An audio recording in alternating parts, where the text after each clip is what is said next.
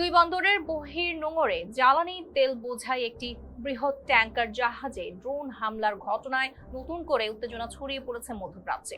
সোমবার রাতে সংঘটিত এই হামলায় জাহাজটিতে অগ্নিকাণ্ডের পাশাপাশি কাঠামোগত ক্ষয়ক্ষতির ঘটনাও ঘটে। এতে সাগরে তেল ছড়িয়ে পড়ার আশঙ্কা দেখা দিয়েছে, যা পরিবেশগত ঝুঁকিও বাড়িয়ে তুলেছে। জীবন অবাক না করলে কে করবে? 28% মিল্ক ফ্যাটের অবাক করার সাথে ফ্রেশ মিল্ক পাউডার। জীবন অবাক করুক প্রতিদিন। দুবাই কর্তৃপক্ষ জানান, ড্রোন হামলার পরপরই জাহাজটিতে আগুন ধরে যায়। নৌ অগ্নি নির্বাপক বাহিনীর কয়েক ঘন্টার চেষ্টায় মঙ্গলবার ভোরের দিকে আগুন নিয়ন্ত্রণে আনা হয়। তবে জাহাজটির ক্ষয়ক্ষতির পরিমাণ এখনো পুরোপুরি নিরূপণ করা যায়নি। ঘটনাটি ঘটেছে এমন এক সময় যখন যুক্তরাষ্ট্র ও ইরানের মধ্যে উত্তেজনা চরম পৌঁছেছে। মার্কিন প্রেসিডেন্ট ডোনাল্ড ট্রাম্প হামলার কয়েক ঘন্টা আগে ইরানকে কঠোর হুঁশিয়ারি দিয়ে বলেন, হরমুজ প্রণালী খুলে না দিলে দেশটির বিদ্যুৎ কেন্দ্র ও তেল স্থাপনাগুলোতে হামলা চালানো হবে। এই সতর্কবার্তার পরপরই জাহাজে হামলার ঘটনা ঘটায় পরিস্থিতি আরও জটিল হয়ে উঠেছে।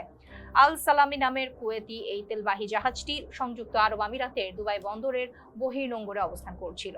কুয়েতের রাষ্ট্রীয় বার্তা সংস্থা জানিয়েছে, জাহাজটি কুয়েত পেট্রোলিয়াম কর্পোরেশনের মালিকানাধীন। প্রতিষ্ঠানটি বলেছে, হামলার ফলে জাহাজটির উল্লেখযোগ্য ক্ষতি হয়েছে এবং তেল ছড়িয়ে পড়ার ঝুঁকি রয়েছে।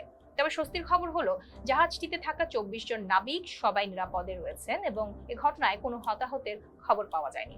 প্রতিবেদন অনুযায়ী জাহাজটিতে প্রায় 20 লাখ ব্যারেল অপরিশোধিত তেল বহনের সক্ষমতা ছিল, যার বাজার মূল্য 20 কোটি মার্কিন ডলারেরও বেশি। এ ঘটনার পরপরই আন্তর্জাতিক বাজারে তেলের দামে অস্থিরতা দেখা দেয় এবং সাময়িকভাবে দাম বেড়ে যায়। এর মধ্যে একটি আন্তর্জাতিক গণমাধ্যমের প্রতিবেদনে জানানো হয়, হরমুজ প্রণালী বন্ধ থাকলেও প্রেসিডেন্ট ট্রাম্প যুদ্ধের দ্রুত অবসান চান এবং আপাতত বড় ধরনের সামরিক পদক্ষেপে যেতে আগ্রহী নন।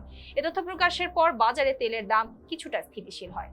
উল্লেখ্য, গত 28 ফেব্রুয়ারি যুক্তরাষ্ট্র ও ইসরায়েলের ইরানে হামলার পর থেকেই পারস্য উপসাগর ও হরমুজ প্রণালীতে বাণিজ্যিক জাহাজ লক্ষ্য করে একের পর এক হামলার ঘটনা ঘটেছে।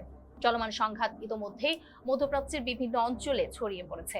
প্রাণহানির পাশাপাশি বৈশ্বিক জ্বালানি সরবরাহ ব্যবস্থাও হুমকির মুখে পড়েছে।